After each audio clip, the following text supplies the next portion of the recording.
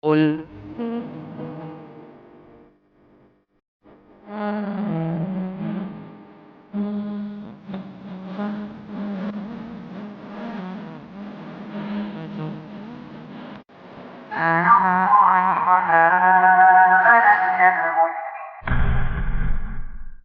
Bismillahirrahmanirrahim.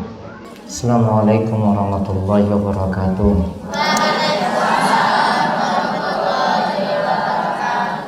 Alhamdulillahi rabbil alamin.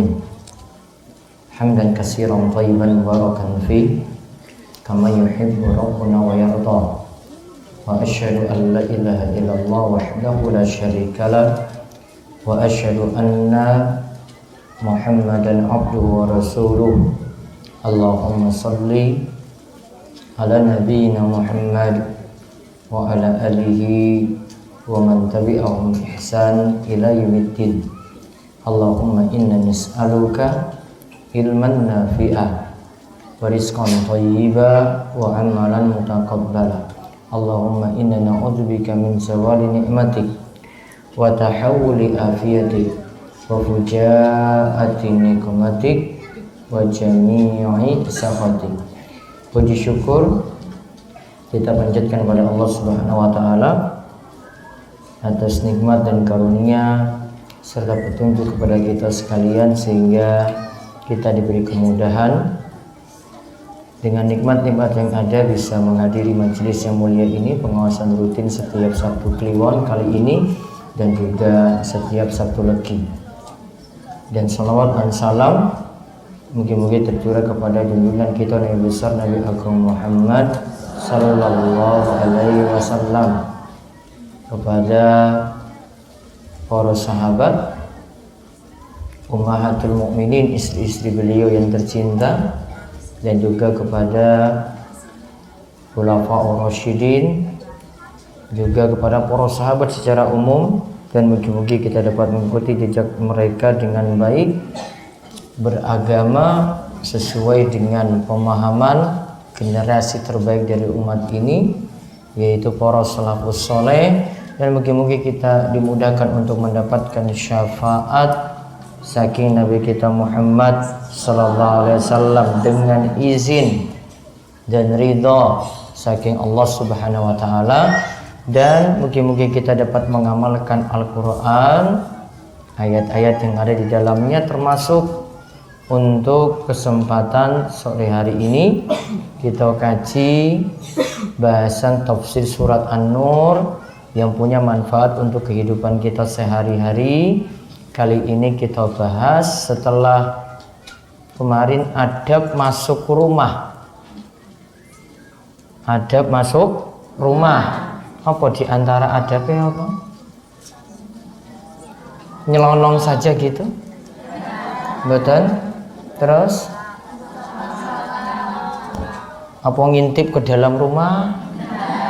Betul. Terus? Minta izin dan mengucapkan salam. Kalau belum yakin ada orang dalam rumah, minta izin dulu. Ya, ada orang di rumah, terus kalau bilang ada, assalamualaikum. Ucapkan salam, bisa singkat seperti tadi atau salam yang lebih lengkap, assalamualaikum warahmatullahi wabarakatuh. Kandungannya ada 3. Kalau kita ucapkan salam, kandungannya adalah 1, kita doakan keselamatan. Assalamualaikum itu artinya moga Allah memberikan keselamatan untukmu. Lalu yang kedua, assalamualaikum warahmatullah, berarti kita doakan rahmat. Ya, kita doakan rahmat. Kemudian yang ketiga, wabarakatuh, berarti kita doakan berkah. Ya, kita doakan berkah. Berarti kita doakan selamat, rahmat, dan berkah. Berkah itu artinya subutul khair wa ziyadatuhu, yaitu tetapnya kebaikan dan kebaikan itu terus bertambah. Berarti kandungan salam tadi punya manfaat yang sangat besar sekali untuk kita sekalian. Nah, kali ini saat ini tanggal pinten Syawal? Apa Syawalnya pun rampung? Rampung? Nyumbang sudah rampung berarti? Belum? Kan pun rampung Syawal. Iya tak? Dereng rampung? Nyumbang terus dia berarti. Boten selong nggih. Ya Allah, tak kira Syawal pun rampung ya wis nyumbang ya pun rampung. Dereng rampung? Ya Allah. Sampai bulan besar juga besok ya. Masih itu. Agustusan berarti itu ya. Surah paling ini baru libur ya. Iya kalau libur, kalau ada nyumbang ya tetap nyumbang. Baik. Sekarang tanggal setunggal Zulkaidah. Kita kaji surat An-Nur ayat 30-31. Monggo dibaca sekalian arti saking surat tersebut. A'udzu billahi minasy syaithanir rajim. Qul lil mu'minina yaghuddu min absarihim wa yahfadhu furujahum dzalika azka lahum innallaha khabirum bima yasnaun. Wa qul lil mu'minati yaghdudna min absarihinna wa yahfadna furujahunna wa la yubdina zinatahunna illa ma zahara minha wal yadribna bi khumurihinna ala juyubihinna wala yubdina zinatahunna illa li bu'ulatihinna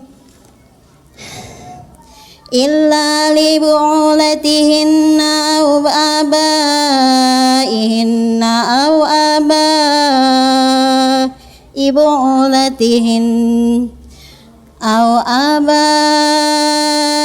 bu'ulatihinna aw abnaihinna aw abnai bu'ulatihinna aw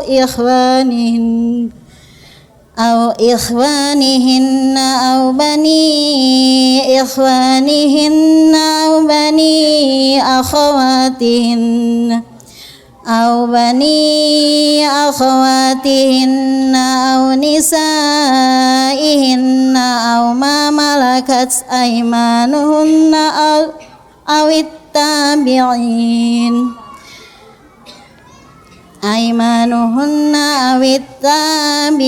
ghayra alil irbati minar rijali awit tuflil ladhina lam yadharu ala auratin nisa wala yadribna birjulihinna liyu'lama ma yukhfina min zinatihin wa tubu ilallahi jami'an ayyuhal mu'minuna la'allakum tuflihun.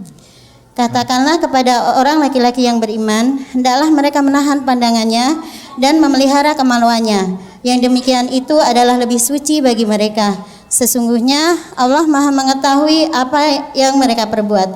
Katakanlah kepada wanita yang beriman, hendaklah mereka menahan pandangannya dan kemaluannya, dan janganlah mereka menampakkan perhiasannya kecuali yang biasa nampak daripadanya. Dan hendaklah mereka menutupkan kain kerudung ke dadanya, dan janganlah menampakkan perhiasannya kecuali kepada suami mereka atau ayah mereka atau ayah suami mereka atau putra-putra mereka atau putra-putra suami mereka atau saudara-saudara laki-laki mereka atau putra-putra saudara laki-laki mereka atau putra-putra saudara perempuan mereka atau wanita-wanita Islam atau budak-budak yang mereka miliki atau pelayan-pelayan laki-laki yang tidak mempunyai keinginan terhadap wanita atau anak-anak yang belum mengerti tentang aurat wanita, dan janganlah mereka memukulkan kakinya agar diketahui perhiasan yang mereka sembunyikan, Dan bertaubatlah kamu sekalian kepada Allah, hai orang-orang yang beriman, supaya kamu beruntung. Baik, kita lihat dua ayat, ayat 30, 31 saking surat An-Nur. Nanti ini belum rampung ini pembahasan ayatnya. Saya bahas lagi nanti di pertemuan berikutnya. Kita bahas baru secara global atau secara umum dulu. Jadi secara global atau secara umum, nanti baru kita bahas untuk rinciannya lagi di pertemuan berikutnya insya Allah. Kita lihat ayat 30. Qul lil mu'minina, katakanlah lil mu'minina, kepada orang-orang yang beriman, yaitu laki-laki yang beriman. Berarti ayat 30 ini perintahnya untuk laki-laki, untuk bapak-bapak, untuk mas-mas. Yaghuddu min absarihim, hendaklah mereka menundukkan, min dari absarihim, pandangan mereka, wa yahfazu furujahum, dan yahfazu menjaga, furujahum kemaluan mereka, yaitu maksudnya menjaga kemaluan itu dari perbuatan zina, atau ada hal-hal yang mirip dengan perbuatan zina juga. Misalnya laki-laki bisa saja senang dengan laki-laki, mungkin nggak? Apa namanya itu? Apa? Simbah-simbah ke orang paham ini kembali lagi ke zamannya Nabi Lut. Apa? Sodomi. Yo, laki-lakinya namanya gay. Itu cakep-cakep loh itu. Namun kelakuannya yo kayak yang ditimpa atau yang dialami oleh kaumnya Lut. Pernah dengar Nabi Lut nih? Nabi Lut. Nah, kaumnya itu melakukan hubungan sesama jenis.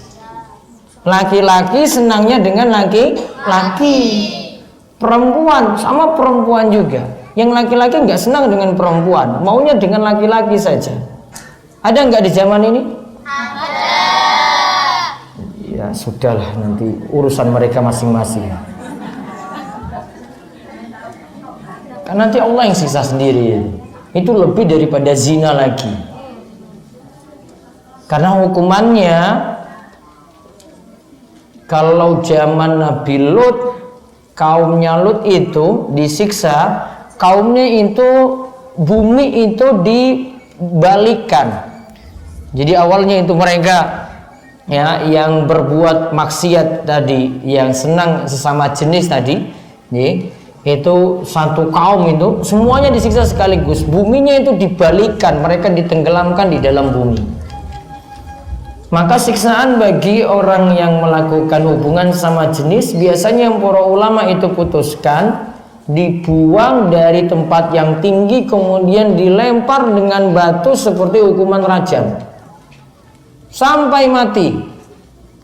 Kalau ketahuan seperti itu, dihukum sampai mati seperti itu, berarti hukumannya sangat-sangat berat. Terus dikatakan zalika askalahum, bagi laki-laki yang menjaga pandangan, maka itu lebih baik bagi mereka, lebih suci bagi mereka. Innallaha khabirum bima yasnaun, sesungguhnya Allah itu khabir, maha mengetahui, bima yasnaun, terhadap apa yang mereka lakukan. Jadi apapun yang manusia perbuat, Allah itu maha tahu. Dia matanya itu nggak bisa dijaga, matanya itu pandang sana sini. Allah tahu mana mata yang benar, ada mana pandangan yang benar, ada pandangan yang salah. Allah itu tahu walaupun dia sembunyi-sembunyi. Lirik misalnya istri orang, wah iki ayu banget. Kapan ini ya istri saya itu bisa menyaingi seperti itu? Akhirnya dia banding-bandingkan istrinya sendiri dengan istri orang. Kenapa sampai banding-bandingkan? Yang tadi karena mata yang awalnya tidak bisa dijaga. Berarti biar suaminya nggak selingkuh itu gimana ibu-ibu? Apa matanya nggak usah lihat sana sini? Lurus saja? Nah? Atau keluar rumah itu nggak usah buka mata itu, merem saja sudah terus jalan. Intinya pandangannya dijaga. Awalnya dari situ dulu. Nanti kalau sudah lihat ada yang ayu, ada yang paling cantik, wah itu dia bandingkan. Wah kok istriku kayak gini ya? Kok istriku kok kayak gini ya? Gak seperti yang di luar sana yang ayu, putih, ora keriput. Iya kan kenapa? Karena bandingkan tadi karena matanya awalnya tidak bisa dijaga. Maka Allah ingatkan, lihat itu. Matamu itu Allah tahu. Apa yang kamu perbuat Allah mengetahuinya. Betul gak ibu? Suaminya kayak gitu berarti? Ya memang suami kayak gitu ibu-ibu, mata nggak bisa dijaga. Maka ibu-ibu ya harus ya cantik-cantik di depan suami. Ya nggak bisa biasa-biasa, harus nyaingi yang di luar. Kalau ibu-ibu ya biasa-biasa, ya suami ya banding-bandingkan. Wah istriku itu ora tahu dandan wah di rumah. Wah istriku itu ora tahu nganggo lipstik. Wah nganggo lipstik itu nanti pas jagung itu masya Allah dandannya itu luar biasa kayak Pragawati we kalah. Namun kalau di rumah ya Allah kayak begini itu ternyata. Ya ibu-ibu. Ya baunya juga kayak gitu ya bau dapur. Apalagi ibu-ibu. Asap. Terus bau keringat, wah suami ora betah. Ini ungkapan atau curhatan suami dari hati yang paling dalam. Kayak gitu itu ngomongnya. Tanya aja sama suami-suami itu kayak gitu. Ya, tanya sama bapak sebelah sana itu loh. Sama itu dengan saya itu. Bilang kayak begitu. Persis. Betul nggak bapak? Nah, cuma orangnya sedikit itu, orangnya dikit. Oh, buahnya itu seru banget itu. Betul itu. Namun cuma segitu orangnya. Kalau buahnya itu seru banget itu, ibu kalah itu sebenarnya. Terus sekarang gantian ayat 31.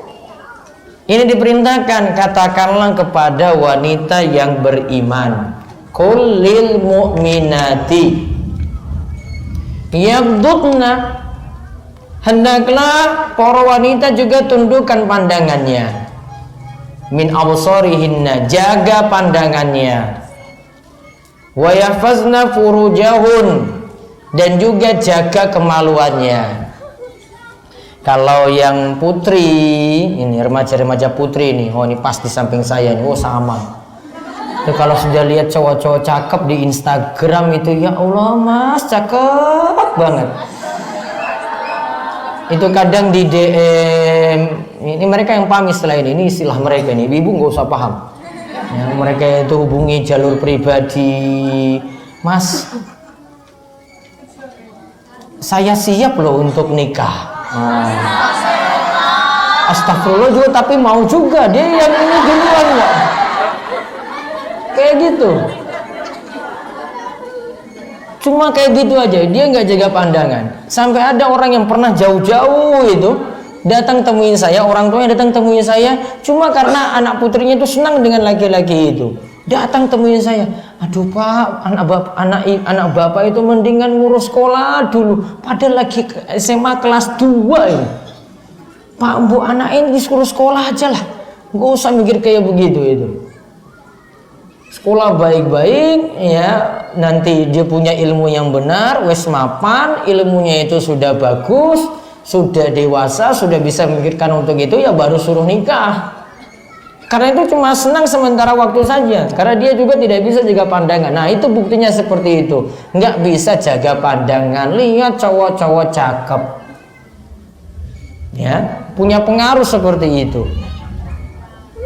Wa yafadna furujahun, disuruh juga jaga kemaluan. Artinya ibu-ibu, para wanita juga disuruh jaga diri, jangan sampai terjerumus dalam zina.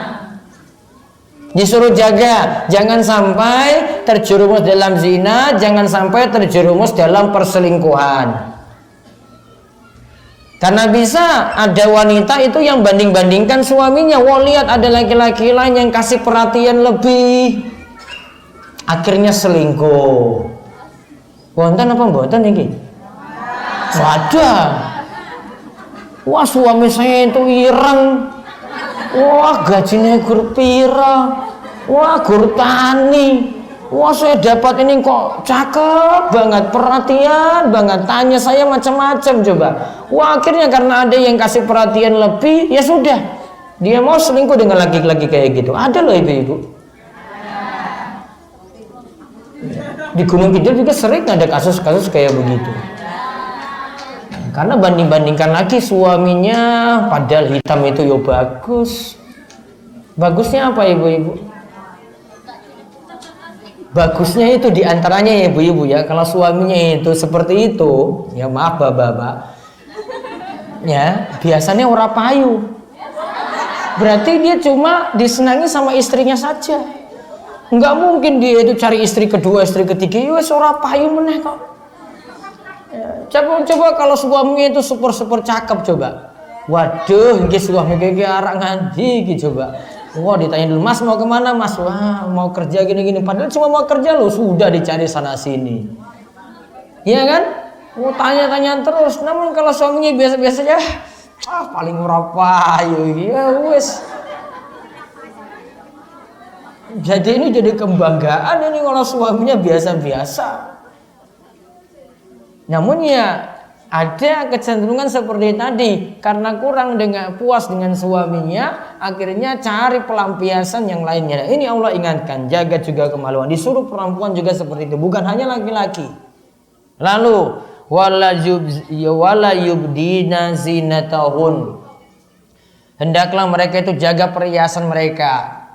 Di antara artinya itu aurat. Nanti pengertian lengkapnya saya jelaskan pertemuan berikut, nanti di Sabtu Legi berikutnya. Illa ma dhahara minha, kecuali yang biasa ditampakkan. Terus wal yadribna bi khumurihinna ala juyubihin, dan hendaknya mereka menutup kerudungnya hingga menutupi dada mereka. Berarti disuruh pakai jilbab. Disuruh pakai apa ibu-ibu? Jilbab. Jilbabnya bagaimana di sini, nutupi sampai dada. Makin lebar itu makin bagus. Nanti saya jelaskan lagi kriterianya seperti apa. Ya, biar ibu-ibu itu pakainya lebih sempurna. Kita bukan pakai maksudnya model-model aliran tertentu, bukan. Ini kita mau menyesuaikan dengan apa yang diperintahkan dalam Al-Quran dan hadis. Saya tetap nyampaikan di sini. Dan ini juga kalau disuruh pakai jilbab, berarti ini setiap waktu ketika ibu-ibu keluar rumah, walaupun cuma ingin beli sayur yang ada di depan rumah. Itu kadang ibu-ibu itu karena pas depan rumah cuma ambil, ada handuknya dipakai nutup kepala. Tenan loh ini. Aku wis biasa paham kok, wis ngerti kok. Itu biasanya dia keluar, namun karena lagi mungkin habis dari kamar mandi kayak sayur lagi lewat ini, langsung keluar. Itu nganggo apa? Handuk. Dikat gini pokoknya gini, wes nutup. Enggak cukup kayak gitu ibu-ibu. Saya mau bilang nggak boleh nanti berikutnya aja. Karena nggak cukup nutup kepala kayak gitu. Ini lehernya ini masih kelihatan loh. Cuma diikat wes. Ini rambutnya masih kelihatan, ekornya ini, ya Allah, mbah. Aku sampai bingung ini, padahal lagi ini belum ngangge rok, ini masih pakai celana pendek coba. Ya. Astagfirullah, tapi tenan loh ini. Terus tak singgung wae ora apa-apa dah men sadar Mas. Ada enggak ibu-ibu? Ada, Bu. Sudah pakai handuk tadi, pakai lengan pendek, terus pakai celana pendek lagi, terus metu. Ya Allah, ibu-ibu ini kapan sadar ini? Ini mudah-mudahan ini rampung ayat 31 ini biar pakai jilbab sempurna ya. Kalau saya lihat istri kayak gitu, saya sudah jewer itu kupingnya itu. Istri saya, kalau ibu ya ora. Udah tak tarik gitu. Itu nggak boleh kayak begitu. Karena penting jaga aurat. Sering nggak ibu-ibu? Ada nggak? Ya mudah-mudahan bukan ibu-ibu. Kalau ibu-ibu ya mungkin ya tobat. Yes, guyu terus dia berarti tenan guys. Terus wala yubdina zinatahunna illa libuulatihinna, hendaklah wanita itu menampakkan perhiasannya tadi cuma pada suami. Maka nanti kita bahas auratnya pada suami itu apa saja yang boleh dilihat.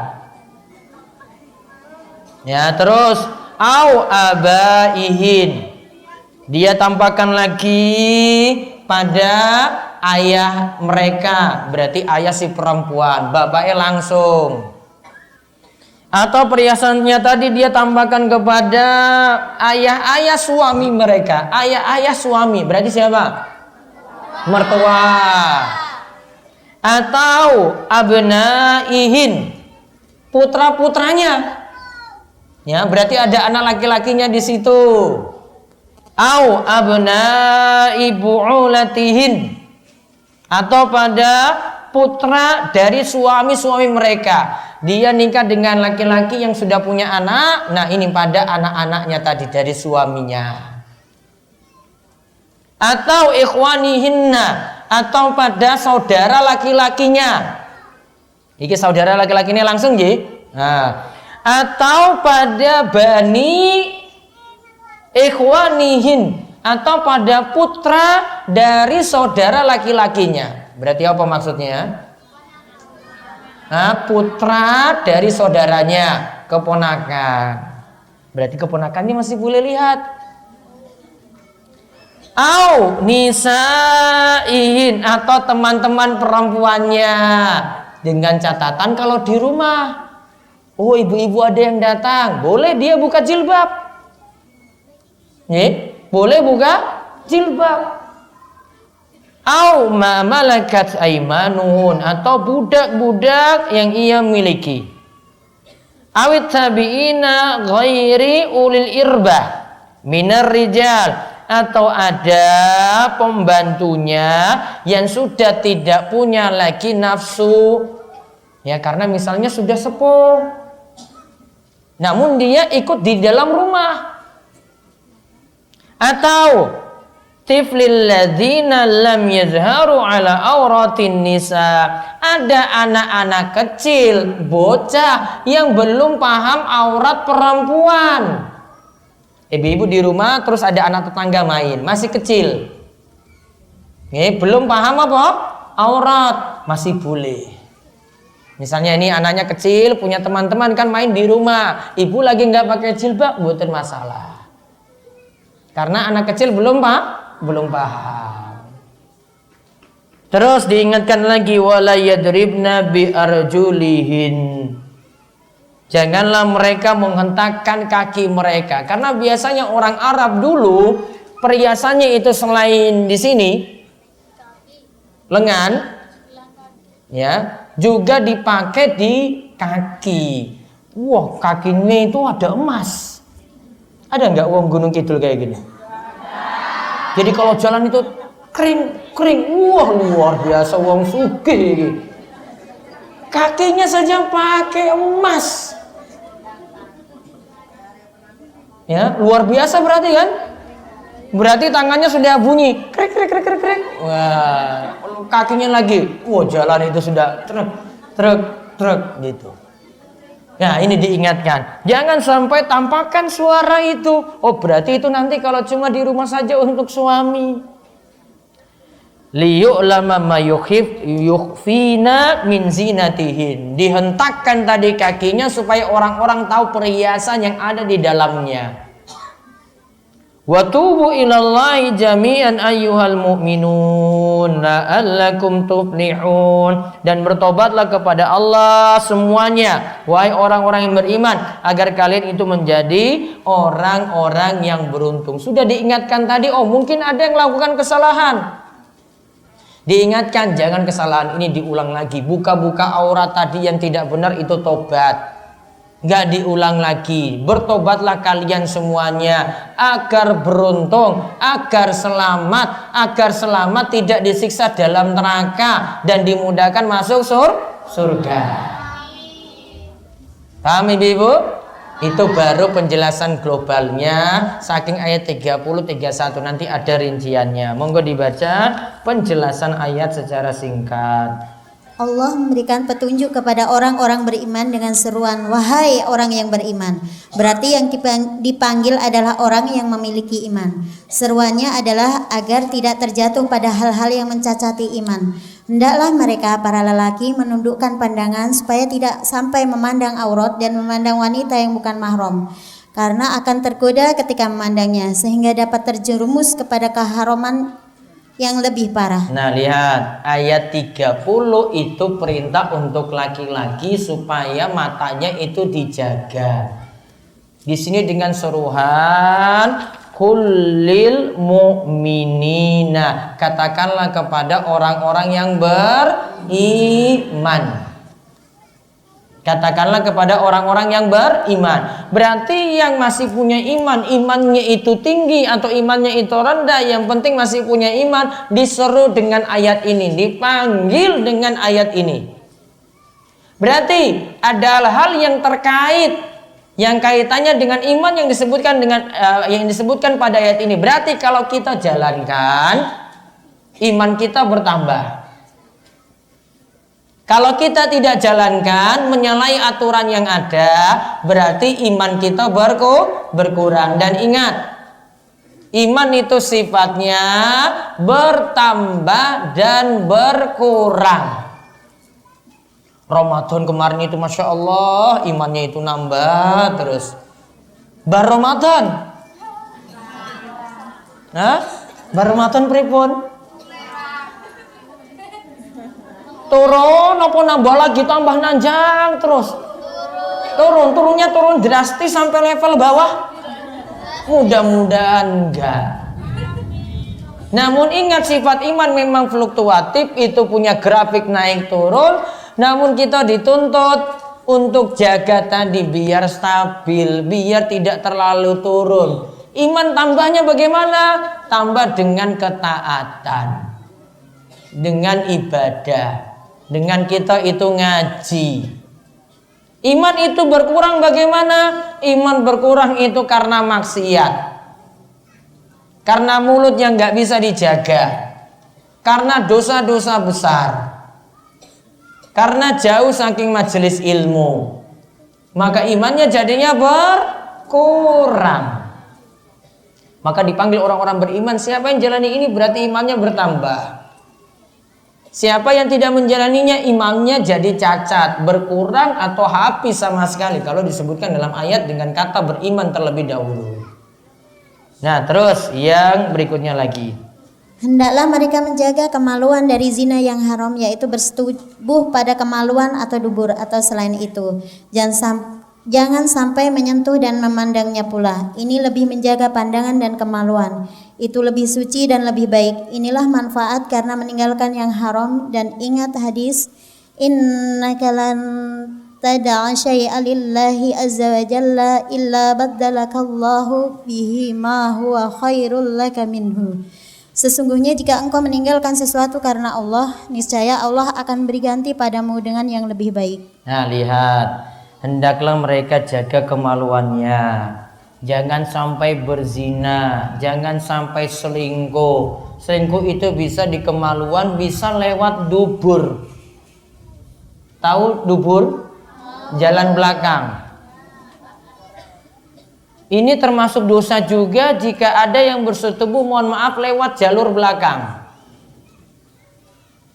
Ini bahkan dikatakan oleh Nabi Shallallahu Alaihi Wasallam, siapa yang mendatangi perempuan, ada dua macam Nabi sebut, yaitu dia menyetubuhi istrinya ketika haid, lagi mens, lagi datang bulan, atau dia menyetubuhinya di duburnya, faqad kafara bima unzila ala Muhammad sallallahu alaihi wasallam, maka dia telah kufur pada apa yang telah Allah turunkan pada Muhammad. Berarti ada dua bentuk pelanggaran tidak boleh dilakukan suami. Yang pertama, tidak boleh menyetubuhi istri ketika haid. Sampai kapan? Sampai kapan? Sesasi penuh? Boten. Sampai kapan?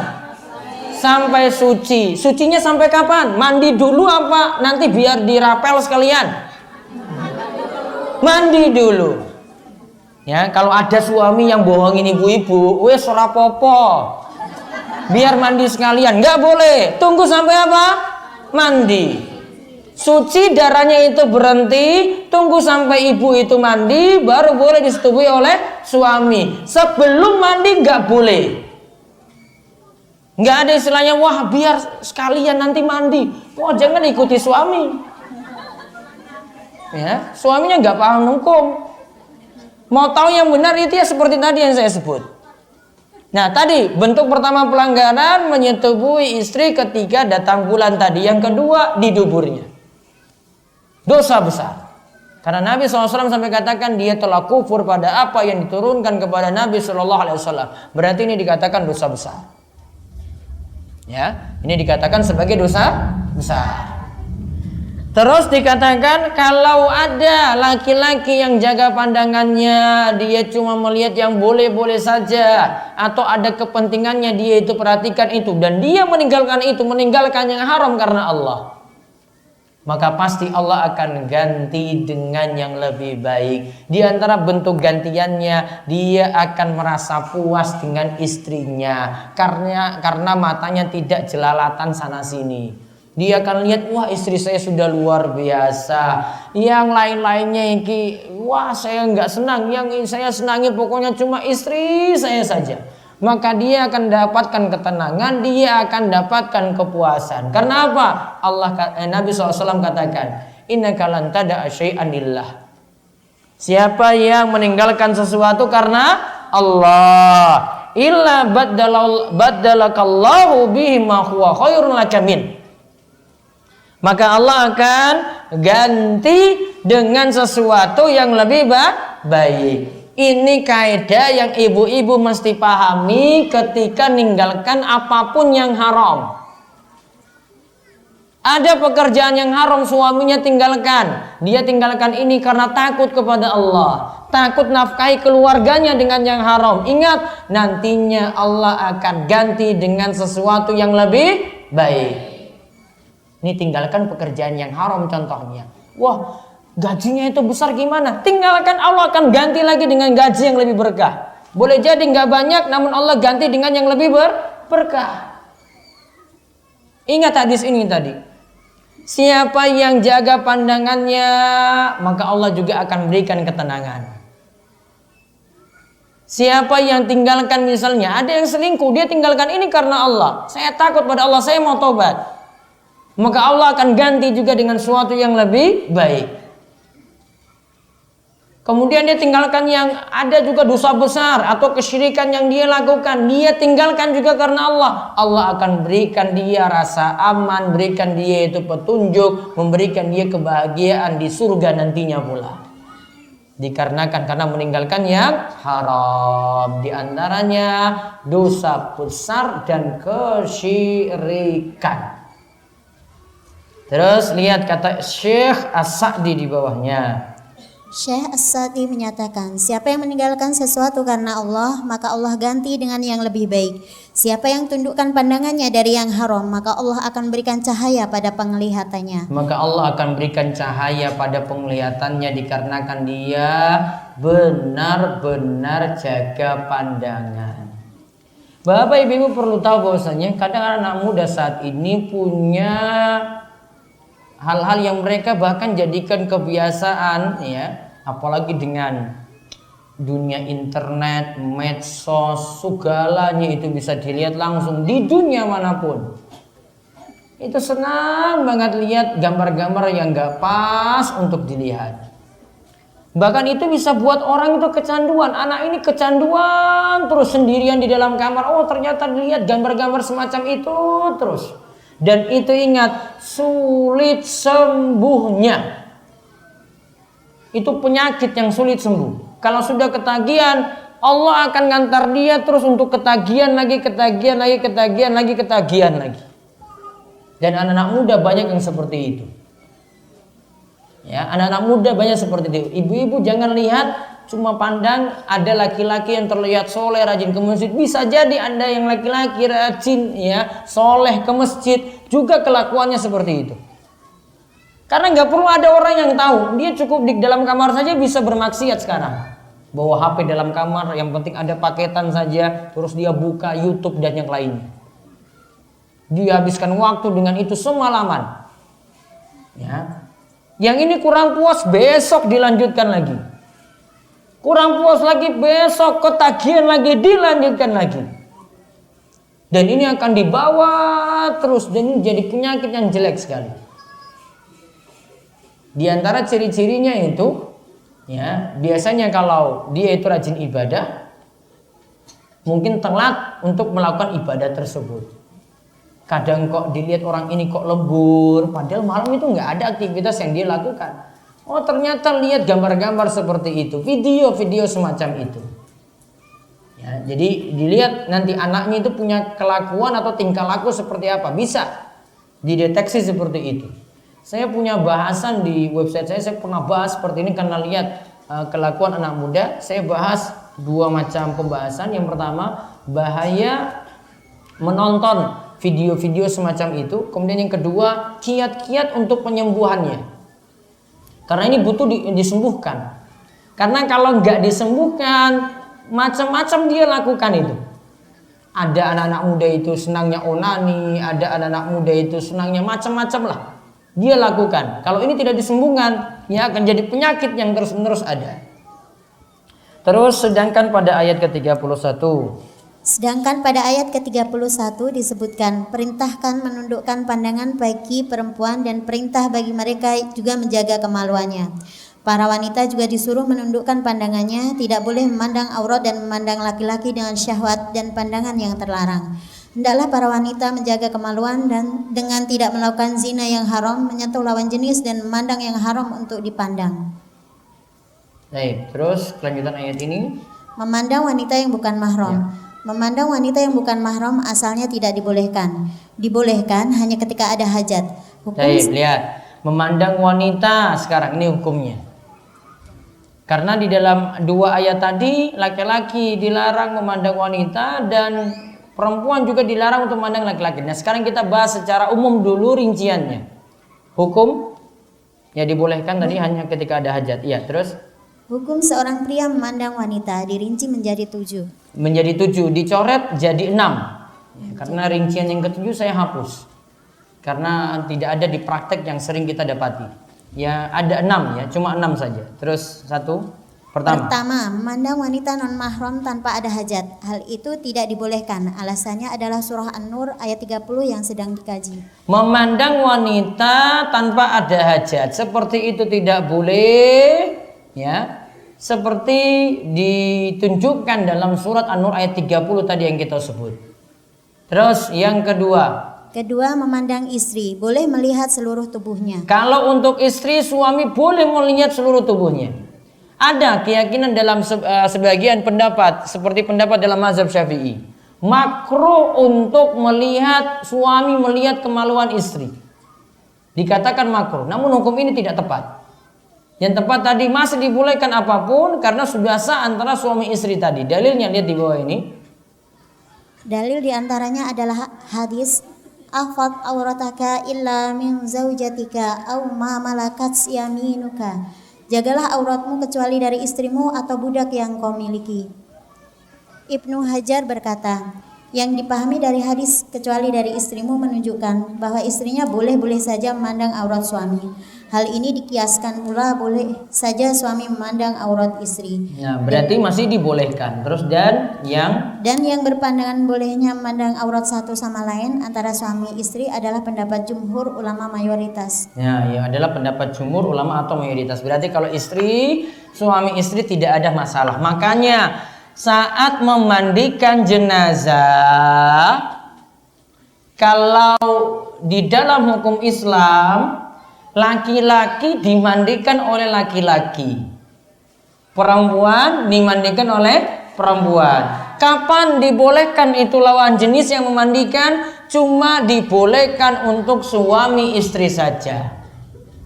Ada bapak, boleh nggak dimandikan oleh anak putrinya? Nggak boleh. Karena auratnya beda dengan dia melihat antara suami istri. Ini asal hukumnya pembahasannya dari sini dulu. Ibunya meninggal, boleh nggak putranya yang mandikan? Kalau dalam hukum Islam tidak boleh. Kenapa? Auratnya beda lagi. Namun kalau suami istri dibolehkan. Suaminya meninggal, istri boleh mandikan. Atau istrinya yang meninggal, suami boleh mandikan. Terus yang ketiga, memandang wanita yang masih mahramnya dibolehkan selain antara pusar dan lutut. Dalilnya adalah surah An-Nur ayat 31. Memandang wanita yang masih mahramnya. Ini ada istilahnya itu mahram, kadang kita sebut dengan muhrim. Kalau memandang wanita yang masih mahramnya dibolehkan selain antara pusar dan lutut. Berarti pusar dan lutut nggak boleh dilihat. Di luar itu boleh. Misalnya ada kakak laki-laki lihat adik perempuannya gitu lagi menyusui, berarti masih boleh. Berdasarkan pembahasan ini karena masih mahram. Terus yang keempat, memandang demi alasan ingin menikahi wanita. Hal ini dibolehkan yaitu dengan memandang wajah dan kedua telapak tangan. Nah, ini misalnya ada yang ingin menikah, ingin tahu perempuannya seperti apa. Kadang mungkin dia lihat foto, namun di foto terlalu ayu daripada aslinya. Iya, perlu dilihat. Kadang kan dia ini cuma senyum aja kan, belum terlihat kalau senyum kelihatan giginya bagaimana. Kan sudah beda lagi. Oh, senyum, aduh, giginya ki ora pas ya dengan foto ya. Betul nggak ibu-ibu? Betul. Waduh, kemarin kok ayu ya putih, kok iki ireng ternyata. Full itu, ya. Bedak itu full di sini. Dilihat kemarin itu, kemarin itu selnya itu, hidungnya itu luar biasa. Ternyata saya kok lihat kok kayak begini. Ternyata di semuanya fotonya serba diedit habis. Gak seperti asli. Aslinya mau tahu bagaimana? Lihat itu, lihat langsung. Maka bagi laki-laki yang sudah serius, dia sudah senang dengan perempuan tadi misalnya, lagi ada orang ketiga yang hubungkan. Terus ya, dia ingin tahu mau menikahinya, disarankan lihat dulu. Ya, disarankan lihat dulu. Maka dalam sistem pernikahan ini seperti ini, nggak boleh dia nantinya menyesal ketika dia itu menikah. Waduh, saya sudah ini kemarin kok ini benar nih ayu banget. Ternyata pas mau menikah, waduh ternyata seperti ini. Langsung dia talak ketika sudah nikah. Wah, ini punya akibat yang lainnya. Makanya disuruh lihat dulu, pandangi benar-benar. Apa dalilnya? Lihat dalam riwayat Muslim.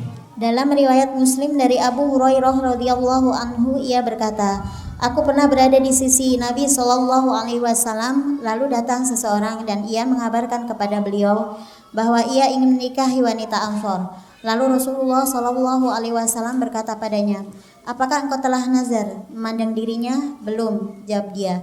Rasulullah Shallallahu Alaihi Wasallam lantas bersabda, fadhhab fanzur ilaiha fa inna fi a'yunil ansori syai'an. Pergilah dan lihatlah baik-baik padanya karena di mata wanita Ansor terdapat sesuatu, yaitu mata wanita Ansor itu berbeda dengan mata wanita lainnya sehingga perlu dilihat agar tidak terkejut. Nah, matanya itu ada sesuatu. Sesuatunya apa? Ya pokoknya ada. Maka lihat dulu. Ya. Maka maksud Rasul gini. Kan laki-laki ini ingin menikahi wanita tersebut. ingin menikahi wanita Ansor. Rasul tanya, kamu sudah nazar belum? Sudah lihat nggak perempuan tersebut? Jangan-jangan kamu cuma dapat berita saja dia itu cantik. Coba lihat yang senyatanya seperti apa. Maka Nabi SAW suruh lihat itu. Siapa tahu di matanya itu ada sesuatu. Maka dari sini kesimpulannya juga mas-mas dan mbak-mbak yang mau menikah, jangan cuma lihat orang itu dari foto di Instagram atau Facebook. Bisa nggak dibuat ayu? Bisa.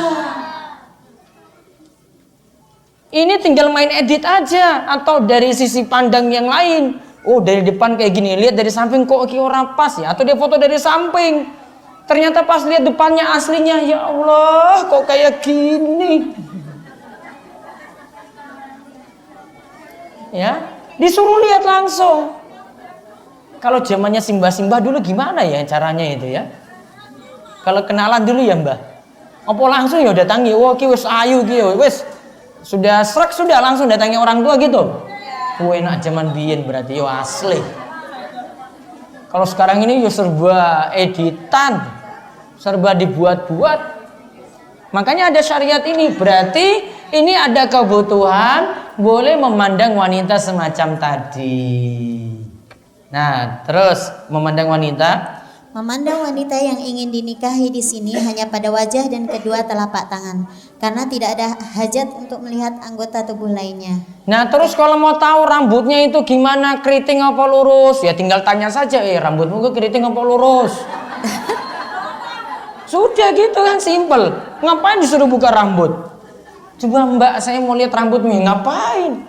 Sudah bilang kalau keritingnya orang senang, kalau keritingnya sudah cari yang lain. Waduh, istriku rambutnya keritingnya, sudah kalau dapat keritingnya sudah beritahu kok kemarin. Saya ini rambutnya keriting. Ya sudah.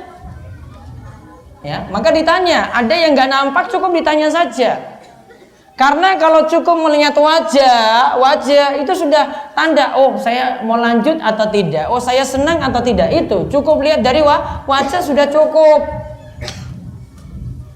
Ya, makanya di dalam pembahasan ini juga ini jadi alasan sebagian ulama, buktinya saja yang melihat itu wajah, oh berarti wajah ini jadi ya anggota tubuh yang luar biasa. Makanya sebagian ulama itu suruh untuk nutup wajah, seperti pendapat dalam mazhab Hambali. Bahkan ada syariat ketika umroh disuruh bagi yang nutup wajah itu hendaklah dia buka wajahnya. Oh berarti ada sebelumnya yang menutupi wajah, berarti menutupi wajah boleh. Karena alasan ini, karena ibu-ibu cantiknya itu bukan dilihat dari tangannya, kakinya, namun cantiknya dilihat dari mana? Apa ada yang senang itu karena lihat tangannya gitu, wah gitu ya ayu ini. Lihat dari mana? Wah tangannya kemarin itu. Wah ini kayaknya nih ayu nih, kakinya itu bagus sekali, gitu? Enggak, oh, lihat dari wajahnya, ini sudah saya senang ini, gitu. Ya. Terus yang kelima, memandang wanita dalam rangka berobat, boleh pada bagian yang dibutuhkan saja. Nah nanti rinciannya saya bahas di bawahnya lagi. Terus yang keenam, memandang wanita karena keperluan persaksian atau muamalat, boleh melihat pada wajah saja. kalau untuk persaksian, muamalat, jual beli, datang ke warung ya, boleh ketika itu dia interaksi dan melihat wajahnya. Sekarang aturan melihat aurat lawan jenis saat berobat. Ya, di sini nanti kita dapat hukum atau pelajaran. Boleh nggak ibu-ibu berobatnya itu ke dokter laki-laki? Sekarang kita lihat pertama, tetap didahulukan yang melakukan pengobatan pada pria adalah dari kalangan pria. Begitu pula wanita dengan sama wanita. Ketika aurat wanita dibuka, maka yang pertama didahulukan adalah dokter wanita. Dokter wanita muslimah, lalu dokter wanita kafir, lalu dokter pria muslim, kemudian dokter pria kafir. Jika cukup yang memeriksa adalah dokter wanita umum, maka janganlah membuka aurat pada dokter pria spesialis. Jika dibutuhkan dokter spesialis wanita lalu tidak didapati, maka boleh membuka aurat pada dokter spesialis pria. Ya, intinya sebisa mungkin, termasuk juga kalau berobat lebih-lebih lagi ketika itu mesti diperiksa bagian dalam tubuh, maka datangi dokter yang sejenis. Ibu-ibu datangi dokter wanita, kalau laki-laki dokter wanita juga. Wah, bahaya itu. Ya, saya saja itu agak grogi kalau sama dokter ibu-ibu itu. Waduh, nanti kalau dia nyentuh saya gimana ya? Nyetrum ya. Perasaannya ada loh ibu-ibu. Ya, saya loh, kalau nggak ibu-ibu saya nggak tahu. Agak beda, sensitif. Ya, kalau ada seperti ini maka lebih baik berobat datang ke dokter yang sejenis. Artinya ibu-ibu datang ke dokter ibu-ibu. Atau minta yang layani itu dokter perempuan. Kalau bapak-bapak juga demikian, bapak juga jangan cari-cari masalah. Wah, pokoknya sing wedok, pokoknya sing ayu. Enggak, bapak-bapak ya dengan dokter laki-laki juga. Biar enggak apa tujuannya tadi? Nyetrum. Ya.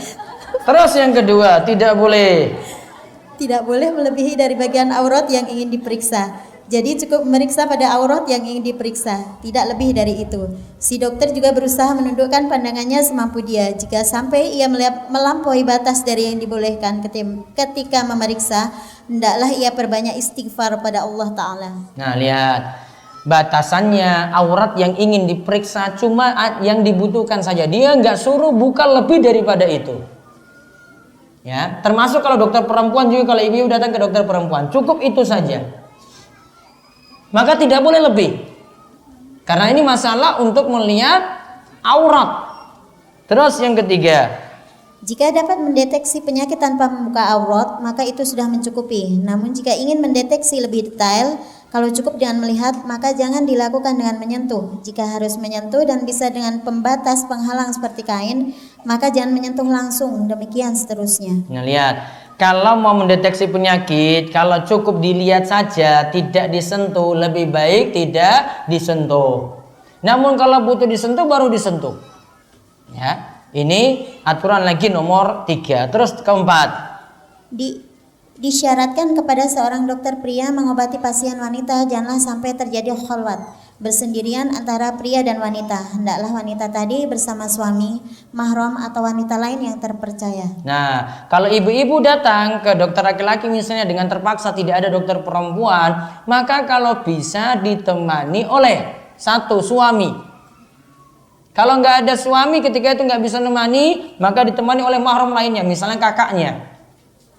Kalau nggak bisa lagi, maka dengan wanita-wanita yang lainnya juga, biar tidak jadi berdua-duaan atau khalwat. Terus yang kelima, dokter pria yang meriksa benar-benar amanah, bukan yang berakhlak dan beragama yang jelek, dan itu dihukumi secara lahiriah. Maka diperiksa, kalau ibu-ibu datangi dokter pria, kalau itu dengan terpaksa dengan dokter pria, maka cari dokter yang amanah. Terus yang keenam, jika auratnya adalah aurat mughallazah yang lebih berat dalam perintah ditutupi, maka semakin dipersulit dalam melihatnya.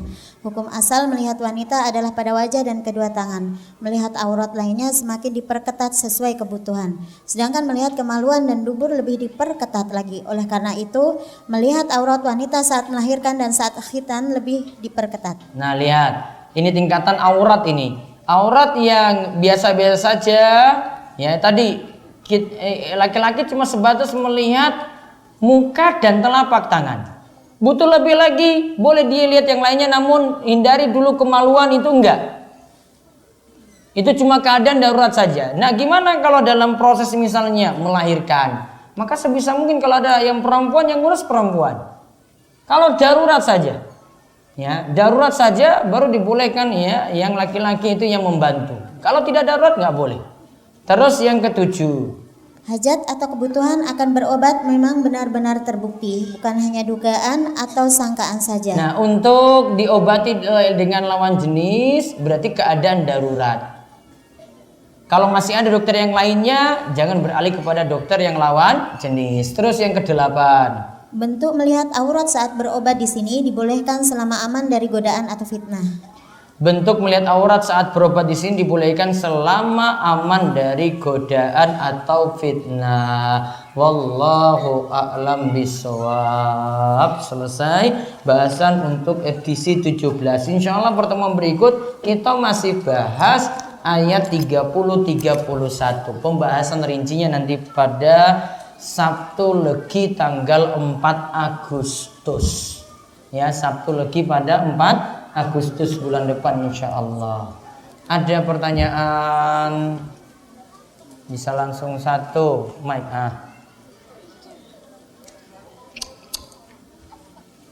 Ya. Nanti yang anak-anak remaja biasanya itu pengawasannya Sabtu Kliwon dengan saya di SMA 1 Wonosari. Karena Sabtu Kliwon itu hari ini itu anak-anak belum masuk sekolah, diganti nanti Sabtu Legi. Ya, Sabtu Legi nanti tanggal 4 Agustus juga. Sabtu Legi di SMA 1 Wonosari juga dengan jam dari jam 8 biasanya sampai jam 10 pagi. Monggo dibaca. Monggo yang mau bertanya. Assalamualaikum warahmatullahi wabarakatuh. Waalaikumsalam warahmatullahi wabarakatuh. Ini Pak, yang ingin saya tanyakan adalah bagaimana cara menahan syahwat yang tertanam dalam hati. Banyak-banyak puasa. Kalau nafsunya atau syahwatnya itu memuncak dan itu di dalam hati, sibukkan diri dan perbanyak puasa sunnah. Contohnya apa puasa sunnah? Senin Kemis, puasa Daud. Banyak itu terus. Kalau sudah sibuk kan nggak pikirannya macam-macam. Pun, ye. Waalaikumsalam warahmatullahi wabarakatuh. Ada lagi yang tanya langsung? Baik, saya lewat siapa? Sana mic-nya. Ibu dulu, habis itu sana ya. Sana lagi. Waalaikumsalam warahmatullahi wabarakatuh. Yang pertama, apakah hukum mempertebal alis? Hukum? Mempertebal alis. Ngapain mempertebal? Pakai apa Bu pertebalannya? Wanita itu alami masih asli lebih bagus. Wes. Pokoknya kayak gitu jawaban saya. Sederhana saja. Ini simbah-simbah ki ayu-ayu loh ini. Masih asli, murni. Jadi kalau ada biasanya ini pertanyaan ibu-ibu kota ini, Ustaz gimana mau apa? Ada bulunya dinaikkan gini namanya apa? Apa namanya ibu? Ada kan? Naikkan ini terus pertebal ini, saya bilang aduh Bu, asli saja ki wes cukup. Gitu. Pon. Ya. Apakah berhijab syar'i itu harus berjadar? Berhijab syariah apakah harus bercadar? Tidak. Ya, tergantung pilihan ibu-ibu. Cadarnya tidak wajib. Waalaikumsalam warahmatullahi wabarakatuh. Ya, terus mic-nya ke sana lagi Bu. Terus tadi belakang lagi itu ada ibu yang di luar masjid tadi Bu. Ada di luar masjid tadi ya. Sana itu ya. Terus.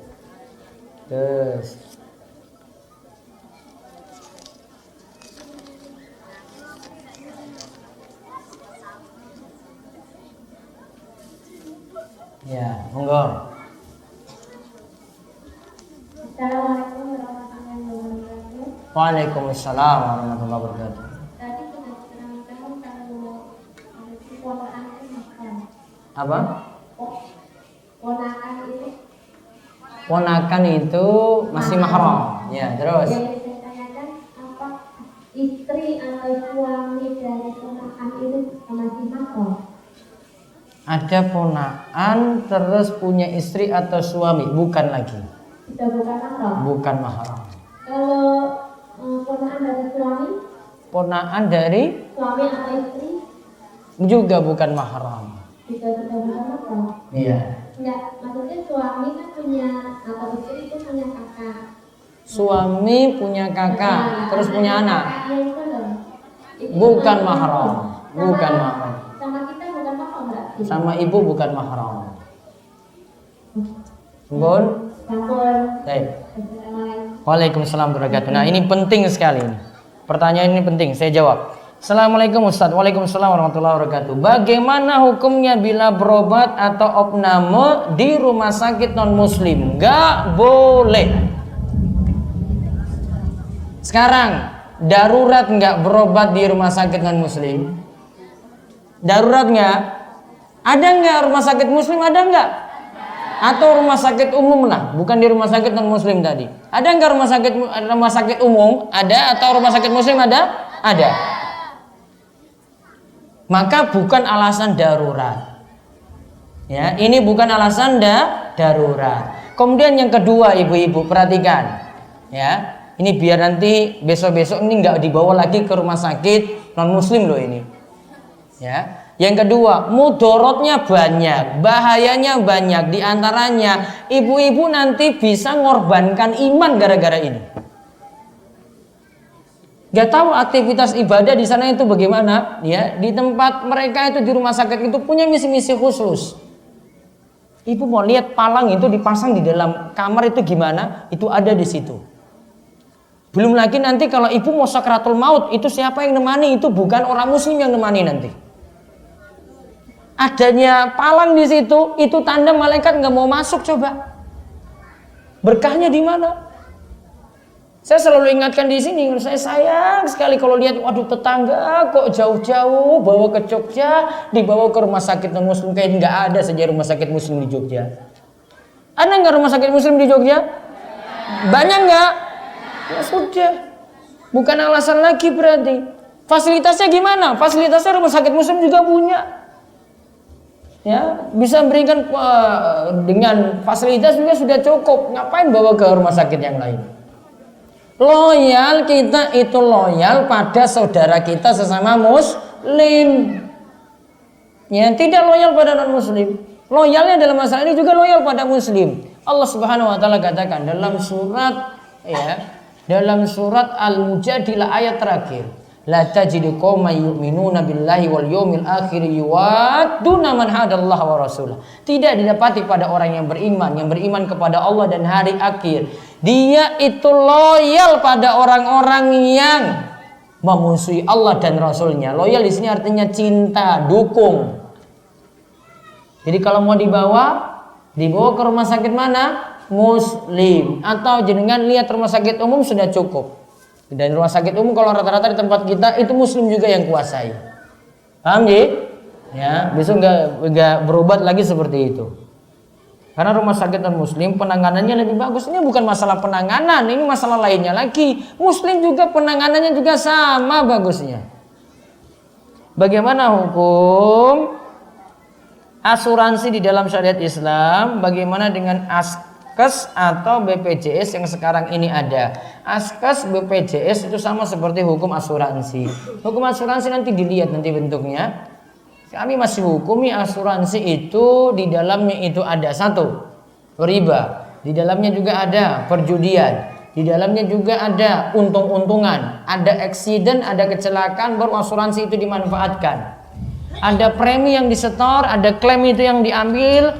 Premi tadi disetor sekian, belum tentu nanti klaim kita itu ambil berapa, belum tentu ada jaminan. Maka saran saya tidak untuk mengikuti asuransi. Saya haid biasanya 7 hari. Sudah suci, sudah sholat 1 hari. Tapi keluar lagi. Apakah masih dihukumi darah haid ataukah darah istiadah? Tapi bau dan warnanya sudah beda dari darah haid. Dirinci. 1. Kalau ibu-ibu sudah punya kebiasaan dan darahnya bukan keluarnya banyak,